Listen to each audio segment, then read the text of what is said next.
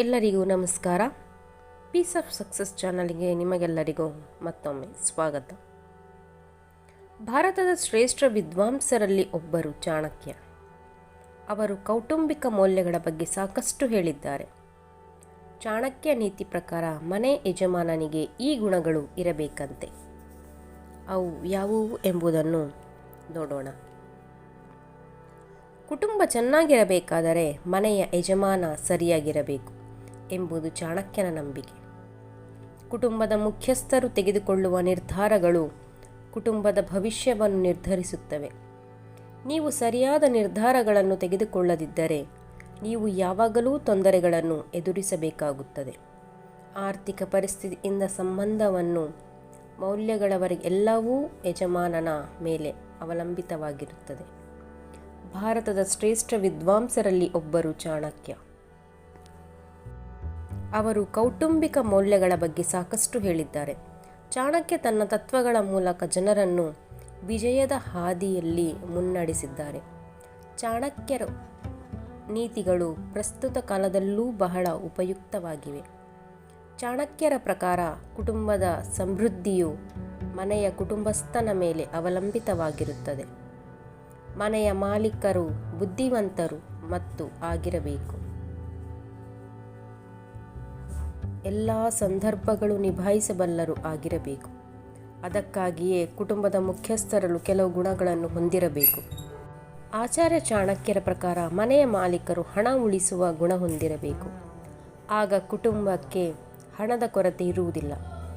ಭವಿಷ್ಯದಲ್ಲಿ ಕಷ್ಟಗಳು ಎದುರಾದಾಗ ಯಾರ ಸಹಾಯ ಕೇಳದಂತೆ ಹಣವನ್ನು ಹೊಂದಿಸುವುದು ಕುಟುಂಬದ ಮುಖ್ಯಸ್ಥರ ಜವಾಬ್ದಾರಿಯಾಗಿದೆ. ಅದಕ್ಕಾಗಿಯೇ ಮನೆಯ ದೊಡ್ಡ ಖರ್ಚುಗಳನ್ನು ನಿಯಂತ್ರಣದಲ್ಲಿಟ್ಟುಕೊಳ್ಳಬೇಕು. ನಿಮಗೆ ಯಾವುದೇ ರೀತಿಯ ಅಗತ್ಯವಿದ್ದರೂ ಅದಕ್ಕೆ ಎಷ್ಟು ಹಣ ಖರ್ಚಾಗುತ್ತದೆ ಎಂದು ಲೆಕ್ಕ ಹಾಕಬೇಕು. ಮನೆ ಬಂದಂತೆ ಹಣ ದುಂದುವೆಚ್ಚ ಮಾಡಬಾರದು.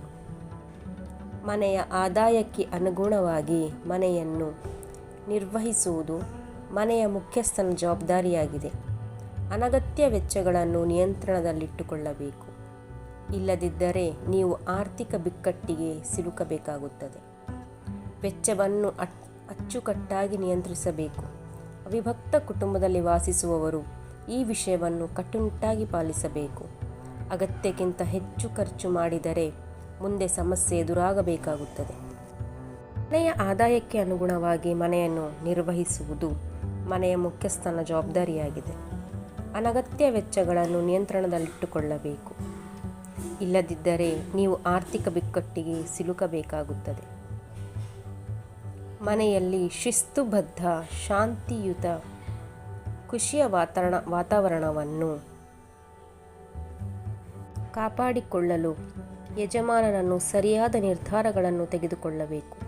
ಮನೆಯ ಮುಖ್ಯಸ್ಥರೇ ನಿರ್ಧಾರ ಕೈಗೊಂಡು ಅದನ್ನು ಪಾಲಿಸದಿದ್ದರೆ ಕುಟುಂಬದ ಉಳಿದ ಸದಸ್ಯರು ತಲೆಕೆಡಿಸಿಕೊಳ್ಳುವುದಿಲ್ಲ. ಚಾಣಕ್ಯನ ಪ್ರಕಾರ ಮನೆಯವರು ಯಾವುದೇ ನಿರ್ಧಾರವನ್ನು ಕುಟುಂಬದ ಎಲ್ಲರನ್ನೂ ಗಮನದಲ್ಲಿಟ್ಟುಕೊಂಡು ತೆಗೆದುಕೊಳ್ಳಬೇಕು. ಯಾರಿಗೂ ತೊಂದರೆಯಾಗದಂತೆ ನಿರ್ಧಾರಗಳನ್ನು ತೆಗೆದುಕೊಳ್ಳಬೇಕು. ನಿರ್ಧಾರಗಳನ್ನು ತೆಗೆದುಕೊಳ್ಳುವ ಮೊದಲು ಎಲ್ಲ ಕುಟುಂಬದ ಸದಸ್ಯರೊಂದಿಗೆ ಮಾತನಾಡಿ. ಇಲ್ಲವಾದಲ್ಲಿ ಕುಟುಂಬದಲ್ಲಿ ಬಿರುಕು ಮೂಡುವ ಸಾಧ್ಯತೆ ಇದೆ.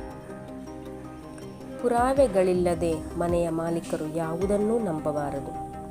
ಯಾವುದೇ ಸುದ್ದಿಯನ್ನು ನಂಬುವ ಮೊದಲು ಪ್ರಮಾಣಿಸಿ ನೋಡಬೇಕು. ಮನೆಯಲ್ಲಿ ಯಾವುದಾದರೂ ಕಾರಣಕ್ಕೆ ಜಗಳವಾದರೆ ಎಲ್ಲ ದೃಷ್ಟಿಕೋನಗಳಿಂದಲೂ ನೋಡಿ ಸಮಸ್ಯೆಯನ್ನು ಪರಿಹರಿಸಲು ಪ್ರಯತ್ನಿಸಬೇಕು. ಪರಸ್ಪರ ವಿರುದ್ಧವಾಗಿ ನಿಲ್ಲುವ ತಳೆದು ಮಾತನಾಡಿದರೆ ಕುಟುಂಬ ಸದಸ್ಯರ ನಡುವೆ ಮನಸ್ತಾಪ ಹೆಚ್ಚಾಗುವ ಸಾಧ್ಯತೆ ಇದೆ. ಗದರಿಸುವುದೇ ನಿಮ್ಮ ಕೆಲಸವಲ್ಲ. ಅವರನ್ನು ತಿದ್ದುವ ಗುಣ ನಿಮ್ಮದಾಗಿರಬೇಕು. Please subscribe, like and share.